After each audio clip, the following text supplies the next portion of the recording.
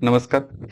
तर या लेक्चरमध्ये आपण मुंबईतील महत्त्वाच्या व्यक्ती आणि समाजसुधारक हा टॉपिक बघणार आहे. तर याच्या अगोदर आपले जे काही 10-11 लेक्चर्स झालेत ते तुम्ही बघितलं असेल. ओके. तर आपली जी BMC ची भरती आहे, तर त्याच्यामध्ये जी 2 पोस्ट आहेत. ओके. त्यातली पहिली आहे कार्यकारी सहाय्यक आणि जी दुसरी आहे ती आहे निरीक्षक. ओके. दुसरी आहे जी निरीक्षक आहे. तर या दोन्ही पोस्टसाठी एकूण 25 प्रश्न असणार आहेत, जे तुमचे जीके वरती येणार आहेत. ओके. तर हे 25 प्रश्न हे तुमचे जीके वरती येत आहेत. याच्यामध्ये तुम्हाला मराठीमध्ये 25, ओके. त्यानंतर इंग्लिशमध्ये 25 प्रश्न येणार आहेत आणि रिझनिंग वरती 25 प्रश्न येणार आहेत. ओके. तर हे कार्यकारी सहाय्यकसाठी मी सांगतोय. तर आणि जीके साठी तुम्हाला 25 प्रश्न येणार आहेत. बरोबर आहे. तर इथं मराठीमध्ये 25 पैकी 25 पडतात, रिझनिंग मध्ये 25 पैकी 25 पडतात, इंग्लिशमध्ये तुम्ही जसा तुमचा अभ्यास आहे त्यानुसार पडतात. म्हणजे हे जे दोन हे आहेत सब्जेक्ट आहेत, हे तुमचं पोस्ट डिसाईड करणार आहेत. ते म्हणजे इंग्लिश आणि GS किंवा जीके. ओके. तर इंग्लिशचा तुम्ही अभ्यास स्वतः वैयक्तिक करत असाल. तुम्ही PYQ वगैरे बघितलं तर इंग्लिशचा तुम्हाला येऊन जाईल. पण मुंबईचं जीके आहे ते थोडंसं वेगळं आहे आणि त्याच्यासाठीच आपण काय केलेलं आहे, फ्रीमध्ये लेक्चर सिरीज ही चालू केलेली आहे. ओके. तर हे जे 25 प्रश्न आहेत ते आपण आपल्या लेक्चरमध्ये संपूर्णपणे कव्हर करणार आहोत. तर त्यामध्ये मुंबईविषयी जी माहिती आहे. ओके. तर मुंबईविषयी जी माहिती आहे तो टॉपिक आणि त्याच्यासोबत जो करंट आहे तो टॉपिक. तर ही करंट आणि मुंबईविषयी जी माहिती आहे तर ही आपण संपूर्णपणे या फ्री लेक्चरमध्ये आपण हे संपूर्णपणे बघणार आहे आणि ह्याचा फायदा तुम्हाला येणाऱ्या एक्झामसाठी पण होऊन जाईल. ठीक आहे. तर आजचा जो टॉपिक आहे त्याच्यामध्ये आपण बघणार आहोत की मुंबईतील महत्वाच्या व्यक्ती आणि जो समाज सुधारक तो आपण बघणार आहोत. ओके. तर त्याच्यापूर्वी अगोदर तुम्ही हे जे लेक्चर बघताय किंवा आता जे तुम्ही लेक्चर करताय तर त्याच्यामध्ये ह्या ज्या नोट्स आहेत तर ह्या संपूर्ण नोट्स तुम्हाला आपल्या ऍप्लिकेशन मध्ये मिळून जातील आणि त्याची लिंक जी आहे ती डिस्क्रिप्शन बॉक्स मध्ये मी तुम्हाला दिलेली आहे. ओके. तिथं तुम्ही जाऊन त्या डिस्क्रिप्शन बॉक्स मध्ये ते जाऊन तुम्ही ते ऍप्लिकेशन डाउनलोड करा. ऍप्लिकेशन डाउनलोड केल्यानंतर तुम्हाला तुम्हाला ही batch Mumbai GK special batch म्हणून दिसेल. तर त्याच्यामध्ये संपूर्णपणे नोट्स मिळून जातील. तर या नोट्स तुम्हाला 49 रुपयाला सध्या तरी मिळून जातील आणि ह्या 49 रुपयामध्ये संपूर्णपणे तुमच्या इथे नोट्स मिळतील आणि त्याचे जे लेक्चर आहेत ते तुम्हाला या युट्यूब चॅनलवरती फ्रीमध्ये मिळून जातील. ओके. त्यामुळे तुम्हाला हे चॅनल पण सबस्क्राईब करून ठेवायचं आहे जेणेकरून प्रत्येक वेळी लेक्चर आल्यानंतर तुम्हाला अपडेट येऊन जाईल. ठीक आहे. तर ही 49 आहे सध्या तरी आणि ज्यावेळी एक्झामची डेट डिक्लेअर होईल त्यानंतर आम्ही ती जी फीज आहे ते 99 रुपये किंवा 199 रुपये करणार आहोत. ओके. कारण की त्यावेळी त्याची चांगली डिमांड वाढणार आहे हे पण माहिती आहे कारण की आताच त्या खूप लोकांनी परचेस केलेलं आहे. त्यामुळे तुम्ही लवकरात लवकर ती घेऊ शकता. ओके. आणि ती अभ्यास तुम्ही सुरू करा. ठीक आहे. तर आपण आपल्या टॉपिकला सुरुवात करूया. तर आजचा जो टॉपिक आहे तर त्याचं नाव आहे मुंबईतील प्रसिद्ध व्यक्ती आणि समाजसुधारक. ओके. तर याच्यामध्ये आपण एकूण आज 9 समाजसुधारक बघणार आहे. त्यातला भाग 1 आज आपण इथं बघतोय. भाग 2 पण आपण त्यानंतर सुरू करूया. ओके. त्यातलं पहिले जे आहेत त्यांचं नाव आहे नाना शंकर शेठ. बऱ्यापैकी सगळ्यांनी यांच्याविषयी माहिती वाचली असेल कारण की तुम्ही जर कंबाईनचा अभ्यास करत असाल तर बऱ्यापैकी सगळ्यांनी या समाजसुधारकाविषयी माहिती तुम्ही बघितली असेल किंवा कलेक्ट पण केली असेल. ओके. तर नाना शंकर शेठ यांचं संपूर्ण नाव काय आहे तर संपूर्ण नाव आहे जगन्नाथ शंकर शेठ मोरकोटे. ओके. तर याच्यावरती तुम्हाला प्रश्न विचारला जाऊ शकतो कारण की हा फॅक्च्युअल डाटा आहे. मी तुम्हाला अगोदरच सांगतो की TCS आणि IBPS जे आहे तर तो प्रश्न विचारताना तुम्हाला फॅक्ट वरती प्रश्न विचारले जातात ना की ABCD म्हणजे अ ब क हे जे ऑप्शन असतात या पद्धतीने तुम्हाला ऑप्शन विचारले जात नाहीत. तुम्हाला डायरेक्ट फॅक्ट वरती प्रश्न विचारले जातात. ओके. तर नाना शंकर शेठ यांचं पूर्ण नाव जे आहे त्यांचं पूर्ण नाव आहे जगन्नाथ शंकर शेठ मोरकुटे. ओके. तर हे लक्षात ठेवा ह्याच्यावरती प्रश्न विचारला जाऊ शकतो. समजलं. तर त्यांचा जन्म बघा 10 फेब्रुवारी 1803 रोजी कुठल्या ठिकाणी झाला तर मुरबाड. हे पण मोस्ट इम्पॉर्टंट आहे. तर नाना शंकर शेठ यांचा जन्म मुरबाड मुंबई जवळ झाला. तर नाना शंकर शेठ हे मराठी शिक्षण तज्ञ, उद्योगपती आणि या शहरांच्या जडणघडणीत त्यांचा मोठा वाटा होता. तर मुंबईला जागतिक दर्जाचे जे शहर बनवण्यासाठी तसेच सामाजिक शैक्षणिक क्षेत्रात नानांनी अतुलनीय कार्य केलेले आहे. व्यवसायातून मिळालेला जो पैसा होता त्यांनी मुंबईच्या सर्वांगीण विकासासाठी पण खर्च केला होता. ओके. त्यांनी 1849 मध्ये मुंबईत मुलींसाठी पहिली शाळा उघडली. ओके, तर हे मोस्ट इम्पॉर्टंट आहे. याच्यावरती तुम्हाला येणाऱ्या एक्झाम मध्ये प्रश्न विचारला जाऊ शकतो की मुंबईमध्ये जी मुलींसाठी पहिली शाळा उघडली तर ती उघडणारे कोण होते. तर त्यांचं नाव आहे नाना शंकर शेठ. आणि ती केव्हा उघडली, तर 1849 साली. ओके, त्यांनी आपली शेकडो एकर जमीन मुंबईच्या विकासासाठी दान केली. आणि त्यांनी अनेक शैक्षणिक संस्था पण स्थापन केलेल्या आहेत. ओके, कारण की हे मुंबईतील धनाढ्य व्यापारी होते, त्यामुळे त्यांच्याकडे खूप सारी जमीन होती. आणि ती जमीन आहे ती त्यांनी काय केलेली आहे, आपल्या जे काही संस्था आहेत किंवा ज्या काही चांगलं कार्य आहे त्या संपूर्ण चांगल्या कार्यासाठी त्यांनी जमीन दिलेली होती. ओके, ते बॉम्बे नेटिव्ह एज्युकेशन सोसायटी ह्या संस्थांपैकी एक होते. ही पश्चिम भारतातील पहिली शैक्षणिक शिक्षण संस्था आहे. ओके, कोणती, तर पश्चिम भारतातील पहिली शिक्षण संस्था कोणती, तर तिचं नाव आहे Bombay native education society. Okay, हे नाव लक्षात ठेवा, बॉम्बे नेटिव्ह एज्युकेशन सोसायटी. आणि त्याचे जे संस्थापक होते त्या संस्थापकांपैकी एक कोण होते, तर आपले नाना शंकर शेठ. समजते. नेक्स्ट बघा, तर 1861च्या कायद्यान्वये मुंबई विधान परिषदेचे नामांकन झाले आणि ते पहिले भारतीय ठरले. ओके, यांचे नामांकन झाले विधान परिषदेमध्ये. आता तुम्हाला बऱ्यापैकी माहिती असेल, तर 1861चा जो कायदा होता, भारतीय कायदा, तर त्याच्यामध्ये तुम्हाला विधान परिषद निर्मिती करण्यात आली की त्या कायद्यानुसार. आणि त्याच्यानुसार भारतामध्ये विधान परिषद निर्मिती करण्यात आली. त्यातलाच आपला एक प्रांत होता मुंबई. ओके, तर या मुंबई प्रांतामध्ये पण विधान परिषदेची निर्मिती करण्यात आली. आणि या विधान परिषदेची निर्मिती झाल्यानंतर त्याच्यामध्ये जे पहिलं नामांकन देण्यात आलं होतं तर त्यांचं नाव काय होतं, नाना शंकर शेठ. ओके, त्यानंतर बॉम्बे बोर्ड ऑफ एज्युकेशन ते याचे सदस्य बनले होते. त्यानंतर मुंबईच्या एशियाटिक सोसायटीचे ते पहिले भारतीय सदस्य होते. हे पण इम्पॉर्टंट आहे. मुंबईची जी एशियाटिक सोसायटी आहे तर त्या एशियाटिक सोसायटीचे पहिले भारतीय जे सदस्य होते ते होते नाना शंकर शेठ. बॉम्बे असोसिएशन ह्याच्याबद्दल तुम्ही खूप काही ऐकलं असेल. ओके, तर ही काय होती, तर मुंबईमधील किंवा महाराष्ट्रातील पहिली राजकीय संघटना होती. तिची स्थापना आहे 26 ऑगस्ट 1852. ओके, ही मोस्ट इम्पॉर्टंट आहे. तर बॉम्बे असोसिएशन ही महाराष्ट्रातील पहिली राजकीय संघटना, तिची स्थापना आहे 26 ऑगस्ट 1852.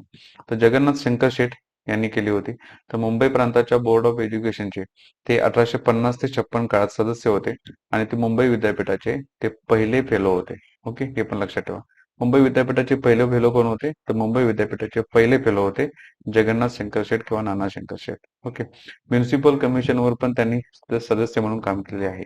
ओके, त्याच्यासोबत त्यांनी जीआयपी रेल्वेच्या संचालक मंडळावरती पण सदस्य म्हणून काम केले. आणि त्यांना ब्रिटिशांनी त्यांना जस्टिस ऑफ पीस हा पण किताब देऊन त्यांना गौरवण्यात आलं होतं. जस्टिस ऑफ पीस हे ब्रिटिश खूप म्हणजे जे काही समाजसुधारक होते किंवा जे लोक भारतामध्ये खूप चांगले काम करत होते त्याच्यासाठी मग ब्रिटिश काय करत होते, पुरस्कार देत होते किंवा किताब देत होते. तर त्यातलाच हा जस्टिस ऑफ पीस हा जो पुरस्कार किंवा किताब होता तो नाना शंकर शेठ यांना मिळालेला होता. तर त्यामध्ये आचार्य अत्रे, हे माहिती असेल तुम्हाला, तर आचार्य अत्रे यांनी नाना शंकर शेठ यांना मुंबईचा अनभिषिक्त सम्राट ही जी पदवी होती ती त्यांनी दिली होती. पुढील मुंबईचे ओके, ह्या अशी पदवी जी आहे तर तिने कोणी दिली होती, तर आचार्य अत्रे. ओके, त्याच्यावरती प्रश्न विचारला जाऊ शकतो. पुढील मुंबईतील संस्था आहेत ज्याच्यामध्ये ज्याच्या स्थापनेमध्ये नाना शंकर शेठ यांचा काय होता, हात होता. तर त्या कोणत्या कोणत्या आहेत, तर ग्रँट मेडिकल कॉलेज, त्यानंतर जे जे स्कूल ऑफ आर्ट्स. ओके, त्यानंतर student literary and scientific society, त्यानंतर इल्फिन्स्टन हायस्कूल, त्यानंतर इल्फिन्स्टन कॉलेज इत्यादी ज्या संस्था होत्या तर त्याच्यामध्ये नाना शंकर शेठांचा हात होता. त्यांची इतर कार्य बघा, तर मुंबई शहरातील वाढत्या लोकसंख्येला पाणी मिळावे म्हणून त्यांनी विहिरी आणि तलावांची योजना पण आखलेली होती. तर भायखळा येथील राणीची जी बाग आहे किंवा ऐतिहासिक वास्तू संग्रहालय आहे त्यांनी सुरू केले होते. कुठे, तर भायखळामध्ये. हे पण लक्षात ठेवा. नेक्स्ट, मुंबईतील नाटकाचे थिएटर हवे म्हणून त्यांनी प्रयत्न केले. आणि त्यामध्ये त्यांनी विष्णुदास जे भावे होते तर विष्णुदास भावेंची जी नाटके होती त्यांनी स्वतःच्या वाड्यामध्ये जागा देऊन उभारलेले जे थिएटर होते तर त्याच्या थिएटरमध्ये त्यांनी सुरू केली होती किंवा तिथं मांडली होती. कोणाची, तर विष्णुदास भावेंची.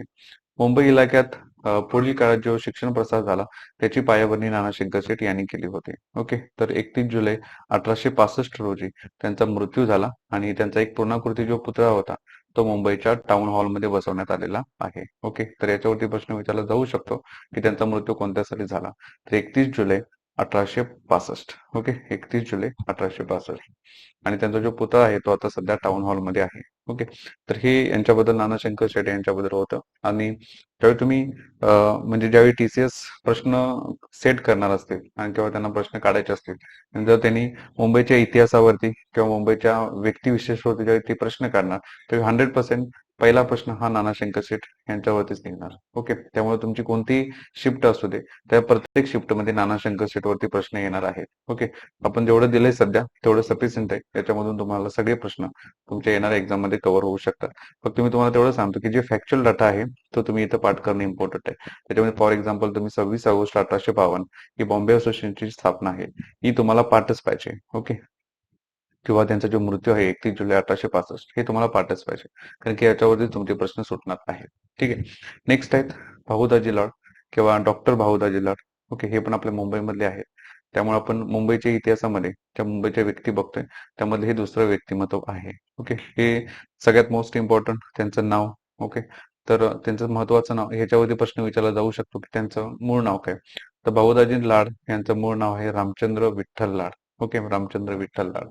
त्याचा जो कार्यकाल आहे तो आहे 1822 पासून 1874. सामान्यतः डॉक्टर भाऊदाजी लाड आहेत हे म्हणून ओळखले जाणारे. हे कोण होते तर भारतीय एक चिकित्सक होते, संस्कृतचे विद्वान होते आणि पुरातन वास्तुशास्त्रज्ञ होते. ओके, त्यानंतर त्यांचा जो जन्म होता तो आहे 1822चा आणि तो जन्म कुठे झाला तर मांजरी गोवा या ठिकाणी. ओके, तुम्हाला ह्याच्यावरती प्रश्न विचारला जाऊ शकतो की भाऊदाजी लाडचा जन्म कुठे झाला. त्याच्यामध्ये ऑप्शन एक मुंबई असू शकतो आणि आपण तिथं मुंबई टिक करणार कारण की आपण मुंबईचा पेपर देतोय.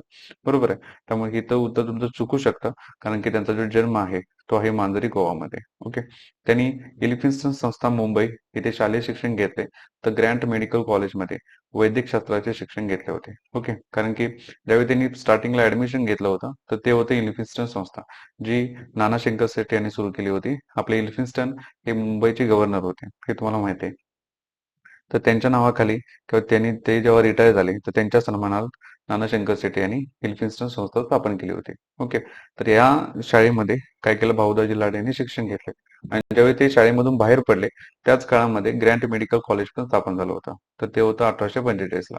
तर 1845 ला ज्यावेळी ग्रँट मेडिकल कॉलेज स्थापन झालं त्यावेळी नानाशंकर शेट्टी त्यांनी पुन्हा काय केलं तर ग्रँट मेडिकल कॉलेजमध्ये काय केलं ऍडमिशन घेतलं आणि तिथं त्यांनी डॉक्टरकीचं शिक्षण घेतलं, म्हणजे ह्याचं भारतीय चिकित्सक म्हणून समजलं, तर वैद्यक शास्त्राचे शिक्षण घेतलं.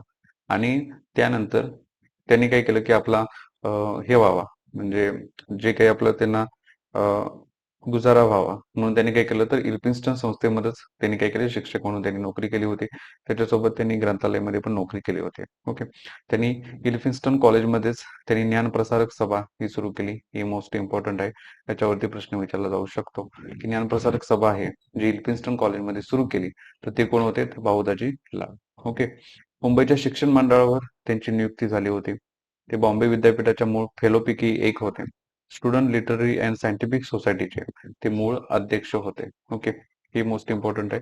तर student literary and scientific society जी आहे तर त्याचे जे मूळ अध्यक्ष होते तर ते कोण होते भाऊदाजी लाड. ओके, कुष्ठरोगावरील औषधाचे त्यांनी संशोधन केले, त्यामुळे त्यांना धन्वंतरी असे म्हटलं जाऊ लागले. ओके, कोणतं औषध हे पण मोस्ट इम्पॉर्टंट आहे, याच्यावरती प्रश्न विचारला जाऊ शकतो की भाऊदाजी लाड यांनी कोणत्या औषधावरती संशोधन केलं तर ते होते कुष्ठरोग. ओके, आणि कुष्ठरोगावरील औषधाचे संशोधन केले म्हणून लोकांनी त्यांना नाव काय ठेवलं होतं धन्वंतरी. ओके, तर 1869 ते 71 पर्यंत ते 2 वेळा बॉम्बेचे शेरीफ म्हणून पण त्यांनी काम केलेले आहे.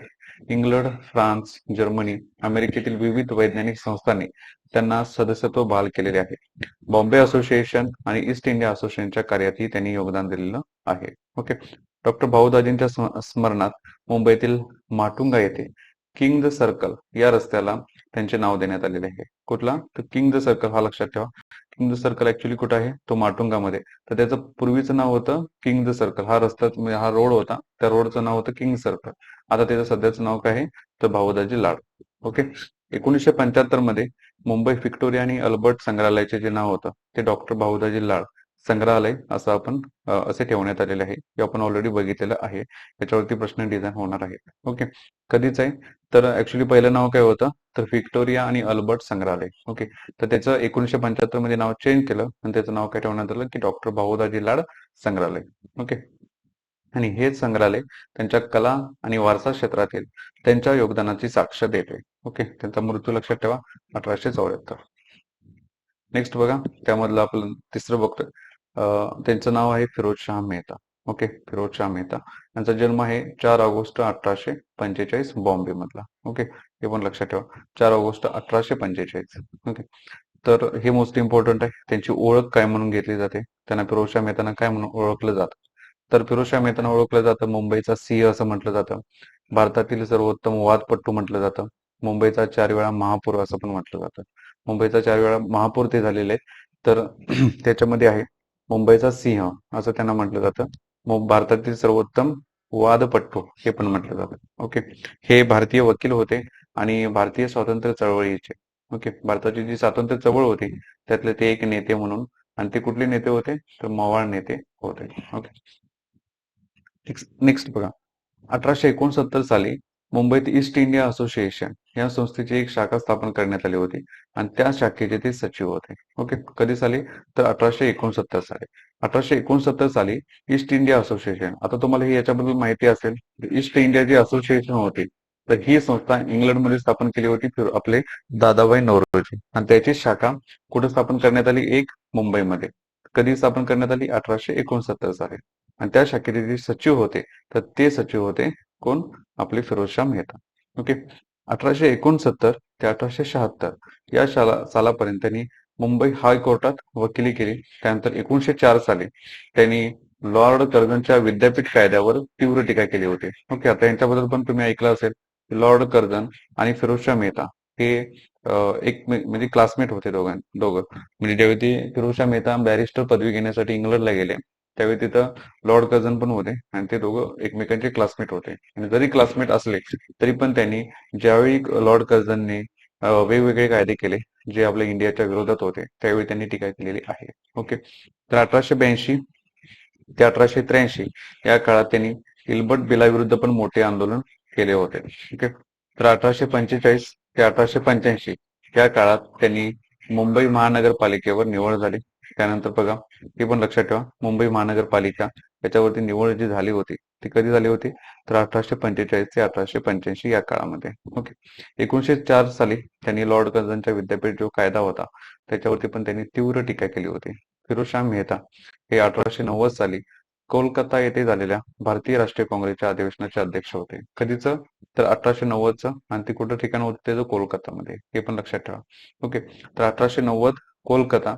आणि कधी झालं होतं ते? 1890 ला. तर त्याचे जे अध्यक्ष होते तर ते कोण होते? फिरोजशाह मेहता. ओके, नेक्स्ट बघा, 1913 साली त्यांनी एक वृत्तपत्र पण स्थापन केलं होतं तर त्याचं नाव काय होतं? बॉम्बे क्रॉनिकल. हे एक नाव लक्षात ठेवा, याच्यावरती प्रश्न विचारला जाऊ शकतो. ओके, त्यानंतर 1915 साली ते मुंबई विद्यापीठाचे कुलगुरू पण बनले. ओके, त्यानंतर फिरोजशाह मेहता, हे पण लक्षात ठेवा बरं का, मुंबई विद्यापीठाचे ते कुलगुरू पण झाले होते. 1900 फिरोजशाह मेहता यांना 1894 मध्ये CIE आणि 1904 मध्ये नाईटहुड असे सन्मान मिळालेले होते. ओके, हे जे दोन सन्मान आहेत त्याचं नाव आहे CIE आणि दुसरा आहे नाईटहुड. बॉम्बे विद्यापीठाने त्यांना 1915 मध्ये डॉक्टर ऑफ लॉ ही पदवी प्रदान केली आणि त्यांच्या पुढाकाराने सेंट्रल बँक ऑफ इंडियाची 1911 ला स्थापना झाली होती. ओके, हे पण लक्षात ठेवा. त्यानंतर 5 नोव्हेंबर 1915 ला त्यांचे निधन झाले. समजलं? तर फिरोजशाह मेहता यांच्याबद्दल खूप सारा डाटा आहे आणि किंवा फॅक्ट आहे त्याच्यावरती तुम्हाला खूप सारं काम पण करावं लागेल आणि त्यांच्यावरती तुम्हाला प्रश्न जे आहेत ते तुम्हाला आलेले पण दिसून येतील. ठीक आहे, त्यानंतर महत्वाचा त्यांचं नाव आहे रुडथार्ड किपलिंग. ओके, रुडथार्ड किपलिंग असं आहे. तुम्ही फक्त किपलिंग जरी नाव लक्षात ठेवलं तरी तुम्हाला चालेल. ओके, हे मुंबईच्या निगडीत आहे कारण की आपण त्याचं ज्या काही गोष्टी आहेत त्या आपण बघूया. ओके, तर जन्म बघा, त्यांचा जन्म आहे 30 डिसेंबर 1865 मध्ये मुंबई इथला. ओके, तर ते इंग्रजी लेखक होते आणि कवी पण होते. हे मोस्ट इम्पॉर्टंट आहे. तर असं विचारलं जाऊ शकतं की रुडतार्ड जे किपलिंग आहे तर त्यांचा ते कोणत्या क्षेत्रामध्ये होते? तर त्यांचं क्षेत्र होतं लेखक आणि कवी. ओके, तिथं मग तुम्हाला 4 ऑप्शन येऊ शकतात की ते लेखक होते किंवा ते प्रोड्युसर होते, ते प्लेयर होते किंवा ते आपले हे होते. असंच काहीतरी एका चौथा ऑप्शन देऊ शकतात. तर त्यामध्ये लक्षात ठेवा, तर हे एक लेखक किंवा कवी आहेत. त्यांना 1907 चे जे साहित्य नोबेल आहे ते तुम्हाला त्यांना पारितोषिक प्राप्त झालेलं आहे. ओके, हे पण लक्षात ठेवा. की साहित्य नोबल आहे ते कोणत्या सालीचं त्यांना प्राप्त झालेलं आहे, ते म्हणजे 1907चं. ओके. त्यांची एक पुस्तक आहे किंवा काव्यसंग्रह आहे, कथासंग्रह आहे, सॉरी, कथासंग्रह आहे. त्या कथासंग्रहाचं नाव आहे जंगल बुक. ओके. हे बऱ्यापैकी तुम्ही खूप लोकांनी ऐकलं असेल. तर या जंगल बुक या अजरामर कलाकृतीसाठी हे प्रसिद्ध असलेले सुप्रसिद्ध लेखक म्हणजे कोण? तर Rudyard Kipling. Okay. Jungle book. The jungle book हा त्यांचा 1894चा कथासंग्रह आहे. ओके. 1894 साली तो हा कथासंग्रह त्यांनी आणला होता. या पुस्तकातील ज्या कथा आहेत त्या काही प्रमाणात पंचतंत्र, जे तुम्ही बघितलं असेल लहानपणी, किंवा जातक कथा यांच्यासारख्या ज्या प्राचीन भारतीय कथा आहेत त्या ग्रंथाद्वारे प्रेरित होत्या. मध्य प्रदेशातील जो सिओनी ठिकाणाचा तिथे वारंवार उल्लेख केलेला होता. ओके. लोकप्रिय मोगली, हे तुम्ही मोगली कॅरेक्टर बघितलं असेल. ओके. जे रानावनातून असं फिरत असतो. तर हे जे मोगली कार्टून आहे तेच या सिरियल किंवा जी सिरियल आहे ती याच पुस्तकावरती म्हणजे द जंगल बुक या बुकवरती आधारित आहे. ओके. त्यांचे इतर साहित्य पुढील प्रमाणे आहेत. द जंगल बुक हे त्यांचं साहित्य आहे. त्यानंतर द सेकंड जंगल बुक, त्यानंतर जस्ट सो स्टोरीज, त्यानंतर द लाईट दॅट फेल, त्यानंतर गुंगा दिन ही कविता, त्यानंतर डेज ओव्हर इत्यादी ही त्यांची काय आहेत पुस्तकं आहेत. ओके. त्यानंतर त्यांचा जो मृत्यू आहे तो आहे 18 जानेवारी 1936 लंडन मधला, आणि म्हणजेच युनायटेड किंगडम. ओके. युके मधला. तर हे आपले रुडयार्ड किपलिंग हे मोस्ट इम्पॉर्टंट आहे. यांच्यावरती जंगल बुक एवढं लक्षात ठेवा. ओके. नेक्स्ट, तर इथं बघा, आता जी बीएमसी ची भरती आहे तर त्याच्यासाठी आपण एक मेंटरशिप बॅच पण आहे. ओके. तर त्या मेंटरशिप बॅच मध्ये काय काय होणार आहे ते पहिल्यांदा मी सांगतो. तर ही मेंटरशिप जी बॅच आहे याच्यामध्ये तुम्हाला एकूण 10 टेस्ट मिळतील. ओके. तर ही ज्या 10 टेस्ट आहेत ह्या 10 टेस्ट तुम्हाला कॉम्प्रेसिव्ह असतील, त्याच्यामध्ये 100 प्रश्न, 200 गुण आणि 100 मिनिट. ओके. या पद्धतीने तुम्हाला ही टेस्ट मिळतील. आता कसं होतं की पहिलं 100 प्रश्न आणि 120 मिनिटं होते. ओके. त्यामुळे टाइम मॅनेजमेंटचा एवढा काही प्रॉब्लेम येत नव्हता. पण आता तुम्हाला 100 प्रश्न आणि 100 मिनिटेच दिलेले आहेत. त्यामुळे तुम्हाला थोडासा टाइम मॅनेजमेंटचा प्रॉब्लेम येऊ शकतो एक्झाम मध्ये. त्यामुळे थोडीशी प्रॅक्टिस असणे इम्पॉर्टंट आहे. त्यासाठी आपली ही टेस्ट सिरीज आहे. तुम्ही ही टेस्ट सिरीज चांगल्या पद्धतीने सोडवू शकता आणि तुम्हाला प्रॅक्टिस होऊन तुम्ही त्या येणाऱ्या एक्झाम मध्ये तुम्ही काय करू शकता, त्याच्यावरती तुम्ही फेस करू शकता त्या एक्झाम. ही टेस्ट सिरीज तुम्ही मोबाईलवरती ऑनलाईन सोडवू शकता. ऑनलाईन लिंकद्वारे तुम्ही ती टेस्ट सिरीज सोडवू शकता. त्याच्यासोबत तुम्हाला पीडीएफ पण मिळतात. त्या पीडीएफ तुम्ही प्रिंटआउट पण काढू शकता जर तुम्हाला वाटलं तर. ओके. नाहीतर तुम्हाला त्या ऑनलाईन टेस्टचा ऍक्सेस आहे, तो अनलिमिटेड टाइम आहे. तुम्ही कितीही वेळा ती टेस्ट सोडवू शकता. ओके. त्यानंतर मुंबई विशेष जीके नोट्स ज्या आहेत त्या तुम्हाला इथं आम्ही फ्रीमध्ये देतोय. आता तुम्ही जे लेक्चर करताय, आता जी पूर्णपणे पीडीएफ आहे ही पूर्ण पीपीटी फॉर्म मध्ये, पण त्याचा जो पीडीएफ आहे तो तुम्हाला पीडीएफ मध्ये दिली जातं आणि ते तुम्ही त्याची झेरॉक्स काढू शकता. ओके. त्यामुळे जर तुम्ही बीएमसी मेंटरशिप बॅच घेणार असाल तर मी तुम्हाला पहिल्यांदा जी डिस्कस केली होती ती बॅच घेऊ नका. ओके. कारण की त्याच्यामधले हे जो कंटेंट आहे तो आपण इथं देतोय. ओके. त्यानंतर टीसीएस चे मराठी आणि इंग्रजी पीवायक्यू विश्लेषण पण आपण घेणार आहोत. ओके. तर ही जी बॅच आहे ती सध्या 149 रुपयाला आहे आणि आम्ही याची फीज आहे ती 199 रुपये करणार आहोत. ओके. कारण की काही लोकांनी आता स्टार्टिंगला आम्ही ही बॅच 99 रुपयालाच ठेवली होती. म्हणजे एक महिनाभर तर आम्ही ही बॅच 99 रुपयालाच दिली होती. ओके. त्यामध्ये एक 500-700 लोकांनी ऍडमिशन घेतले. ओके. त्यानंतर त्याची ऍडमिशन आम्ही काय केली, स्टॉप केली 99 रुपयाची आणि आता 149 ठेवल्या. ज्यावेळी आता एक अर्ध्या दिवसाने ज्यावेळी डेट डिक्लेअर होतील त्यावेळी याची किंमत 199 रुपये करण्यात आहे. ओके. त्यामुळे जेवढं लवकर पॉसिबल होईल तेवढं लवकर तुम्ही घेण्याचा प्रयत्न करा आणि अभ्यासाला सुरुवात करा. ओके. नेक्स्ट बघा, चौथा आहे, पाचवे जे आहेत तर त्यांचं नाव आहे किरण नगरकर आणि ते कोण आहेत, एक साहित्यिक आहेत. ओके. हे पण लक्षात ठेवा, किरण नगरकर हे एक साहित्यिक आहेत. समजलं. आता हे असे जे प्रश्न आहेत ना यांच्यावरती प्रश्न विचारले जाऊ शकतात. कारण की आता बघा, नाना शंकरशेठ, फिरोजशाह मेहता किंवा भाऊदाजी लाड हे बऱ्यापैकी सगळ्यांना, म्हणजे एमपीएससी चे स्टुडंट आहेत ते बऱ्यापैकी सगळ्यांना त्यांना माहिती असतं, कारण की त्यांनी त्याचा अभ्यास केलेला असतो. आता किरण नगरकर किंवा रुडयार्ड किपलिंग हे जे असे साहित्यिक आहेत ह्यांच्याविषयी थोडंसं आपण अननोन असतो आणि ते जे प्रश्न सेट करतात ते यांच्यावरतीच करतात. ओके. त्यामुळे हे जे आहेत हे तुम्हाला करणं इम्पॉर्टंट आहे. ओके. यांचा जन्म बघा 2 एप्रिल 1942 चा मुंबई मधला आहे. हे मराठी आणि इंग्रजी भाषेत लिहिणारे आधुनिक लेखक, नाटककार आणि समीक्षक आहेत. ओके. किरण नगरकरांची जी पहिली कादंबरी होती ही मोस्ट इम्पॉर्टंट आहे. किरण नगरकरांची पहिली कादंबरी 1967-68 सुमारास अभिरुचीमध्ये प्रसिद्ध करण्यात आली होती. अभिरुची ही तिचं नाव होतं, आय थिंक. अभिरुची 1967-68 ला प्रसिद्ध झाली.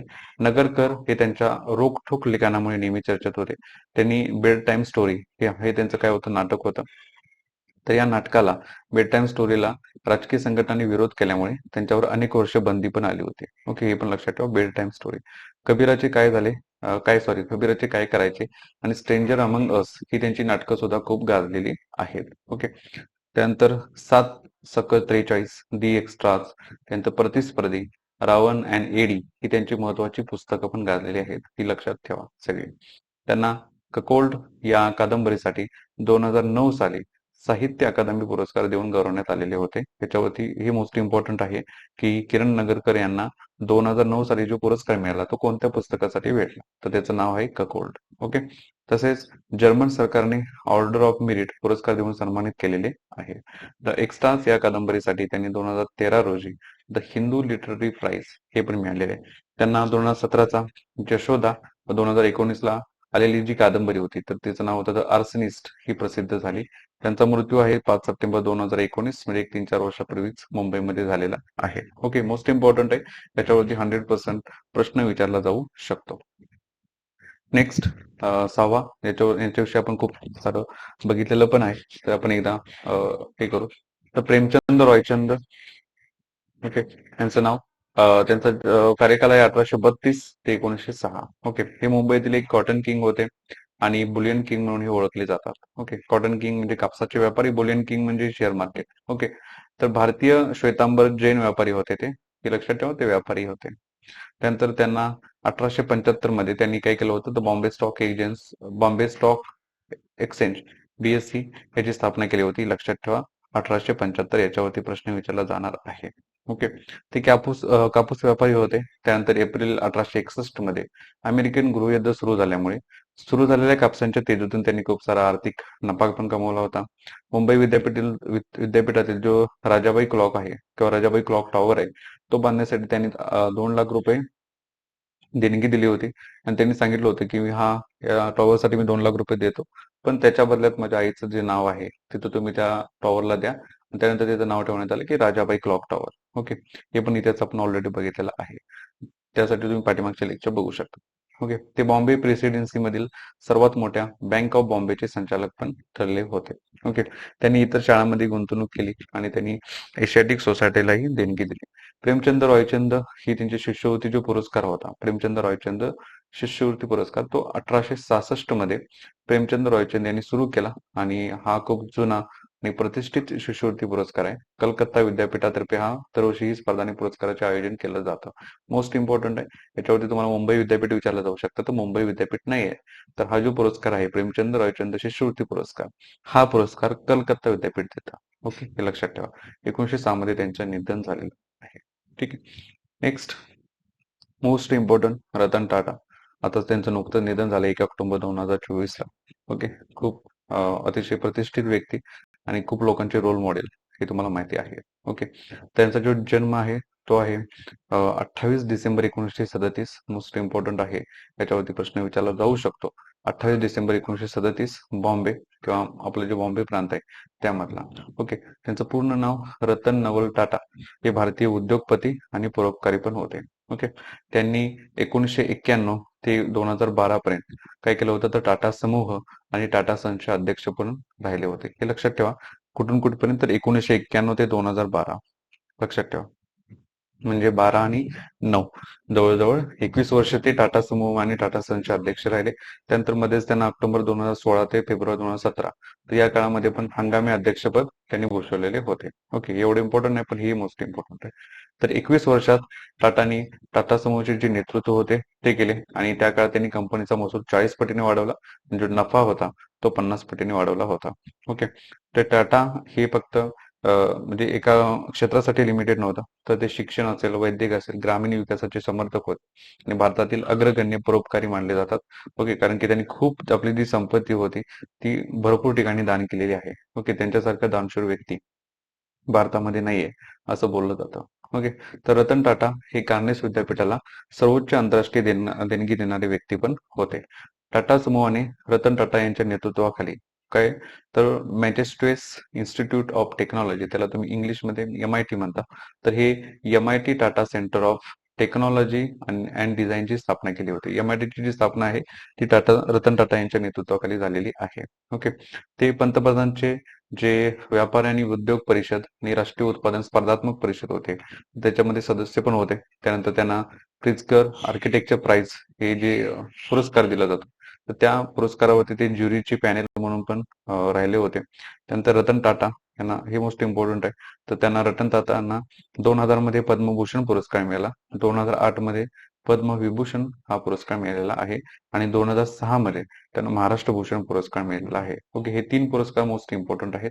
2000 मध्ये पहिला मिळाला पद्मभूषण. ओके, 2006 मध्ये मिळाला 2006 मध्ये पद्मविभूषण, सॉरी, महाराष्ट्र भूषण, आणि 2008 मध्ये मिळाला पद्मविभूषण. आणि आता लेटेस्ट 2023 चा जो मिळाला तो आहे उद्योग रत्न. ओके, हे 4 पुरस्कार आहेत जे मोस्ट इम्पॉर्टंट आहेत. ओके, त्यानंतर आसाममध्ये कर्करोगाच्या उपचार योगदान दिल्याबद्दल 2021 मध्ये त्यांना आसाम वैभव पुरस्कार पण मिळालेला आहे. ओके, हे पण इम्पॉर्टंट आहे, याच्यावरती प्रश्न येऊ शकतो. ओके, 2023 चा हा आता आपण बोललो की महाराष्ट्र उद्योगरत्न पुरस्कार पण महाराष्ट्र शासनाने त्यांना दिलेला आहे. ओके, 1 ऑक्टोबर 2024 रोजी त्यांचे निधन झाले आणि त्यांच्या निधनानंतर महाराष्ट्र सरकार आणि झारखंड सरकार यांनी 1 दिवसाचा शोक जाहीर केला होता. ही जी तारीख आहे ही मोस्ट इम्पॉर्टंट आहे, याच्यावरती प्रश्न विचारले जाऊ शकतात. ओके, मृत्यूनंतरही टाटा यांनी त्यांच्या मृत्यू पश्चात 10,000 कोटी रुपयाचे दान केले होते. ओके, म्हणून त्यांना परोपकारी बोललं जातं. निवृत्ती संधी सेवक, त्यांचं नाव आहे थॉमस मॅथ्यू, यांनी Ratan Tata the authorised biography हे आत्मचरित्र लिहिलेलं आहे. याच्यावरती प्रश्न येऊ शकतो, व्हेरी इम्पॉर्टंट आहे. त्यांचं नाव काय, ज्यांनी लिहिलं पुस्तक, त्यांचं नाव आहे थॉमस मॅथ्यू, आणि त्यांचं पुस्तकाचं नाव आहे the Ratan Tata the authorised biography. मुख्यमंत्री एकनाथ शिंदे यांच्या अध्यक्षतेखालील बैठकीत नुकतेच महाराष्ट्र कौशल्य जे विद्यापीठ आहे त्याला रतन टाटा यांचे नाव देण्यात आलेलं आहे. ठीक आहे, नेक्स्ट बघा, डेव्हिड ससून, हे पण मोस्ट इम्पॉर्टंट व्यक्ती आहेत आपल्या मुंबईमधले. डेव्हिड ससून हे केवळ भारतातील सर्वात मोठे कापड गिरणी मालकच नव्हते, तर मुंबईतील अर्ध्याहून अधिक कुटुंबांना प्रत्यक्ष रोजगार आणि व्यापारामध्ये आधार देण्याचे जबाबदार होते. ओके, तर यांची खूप मोठ्या कापड गिरणी होत्या मुंबईमध्ये. त्यामुळे तुम्हाला माहिती आहे की मुंबईमध्ये जेवढे कामगार आहेत ते त्या काळी ते संपूर्णपणे गिरणी कामगार होते. त्यामुळे त्यांचा जो कारभार होता किंवा त्यांचं जे घर चालायचं ते पूर्णपणे गिरणीवरती चालायचं. त्यामुळं हे जे कापड गिरणी मालक होते तर त्यांचं नाव होतं डेव्हिड ससून. ओके, यांचा जन्म आहे 1792 चा आणि मृत्यू आहे 1864 चा. ओके, हे प्रॉपर कुठले होते तर बगदादी ज्यू होते, आणि पूर्वी बगदादचे जे खजिनदार होते आणि मध्य पूर्वेतील ब्रिटिश होते, त्यांनी कापडांचा प्रमाणधारक त्यांच्याकडे होता. ओके, ग्रेट ब्रिटन सोबत त्यांनी मोठा व्यवसाय करत ते मुंबईचे एक मोठे व्यापारी बनले आणि त्यांनी स्वतःचे बंदरच डिझाईन केले होते आणि त्यांचं नाव होतं ससून डॉक्स. ओके, त्याचं नाव काय होतं, ससून डॉक्स. ऍक्च्युली प्रॉपर होते बगदादचे. ओके, त्यांनी व्यापार कोणासोबत केला, ब्रिटन सोबत केला, आणि आणि ब्रिटन सोबत व्यापार करण्यासाठी त्यांनी मुंबईमध्ये खूप मोठ्या अशा गिरणी काढल्या. ओके, आणि त्याच्यासाठी त्यांनी स्वतःचे एक डॉक्स, म्हणजे आपण त्याला बंदर म्हणतो, तर ते डॉक्स त्यांनी ससून डॉक्स सुरू केलं होतं मुंबईमध्येच. ओके, तर हे ससून डॉक्स जे आहे हे बंदर पश्चिम भारतातील पहिले व्यावसायिक वेट हॉक होते, आणि त्यांनी कापूस व्यवसायावर ससूनची पकड मजबूत करण्यास मदत केली. ओके, हाँगकाँग मधील ससून रस्ता आणि शांघायमध्ये केअरमाउंट पीस हॉटेल हे त्यांनी बांधलेले होते. ओके, ससूनने एकूण 17 गिरण्या उभारल्या, त्यामुळे 20व्या शतकातील मुंबई ही भारतातील कापड राजधानी बनली. हे लक्षात ठेवा, किती गिरण्या होत्या, 17. ओके, याच्यामध्ये थोडंसं अजून एकदा बघू शकता. ससून हे सर्वात मोठे गिरणी मालक होते आणि मुंबईतील व्यापारी समुदायाचे बादशाह म्हणून त्याला ओळखले जाते. डेव्हिड ससून आणि त्यांच्या कुटुंबाने बांधलेल्या काही प्रमुख इमारती आहेत त्या आपण बघूया. ओके, तर डेव्हिड ससून लायब्ररी ही कुठं आहे, हे मोस्ट इम्पॉर्टंट आहे. कुठं आहे तर फोर्ट मुंबईमध्ये आहे. त्यानंतर डेव्हिड ससून हायस्कूल आहे, ते कुठं आहे, हायस्कूल आहे भायखळामध्ये. डेव्हिड ससून हॉस्पिटल जे जे हॉस्पिटलच्या परिसरामध्ये आहे. त्यानंतर मॅगिन डेव्हिड सिनेगॉग हा भायखळामध्ये आहे. त्यानंतर ससून डॉक आपण आता मागाशी बघितला तो कोल्हापूरमध्ये. ओके, त्यानंतर बँक ऑफ इंडिया फोर्ट मुंबईमध्ये आहे. त्यानंतर David Sassoon reformatory and day school हे माटुंगामध्ये. त्यानंतर इन्स्टिट्यूट ऑफ सायन्स मुंबईमध्ये आहे. मसिना हॉस्पिटल जे आहे ते मोस्ट फेमस आहे भायखळामध्ये. त्यानंतर व्हिक्टोरिया गार्डन क्लॉक टॉवर जवळ आहे. त्यानंतर व्हिक्टोरिया अल्बर्ट संग्रहालय, त्याला आपण आता भाऊराजी लाड संग्रहालय पण म्हणलं जातो.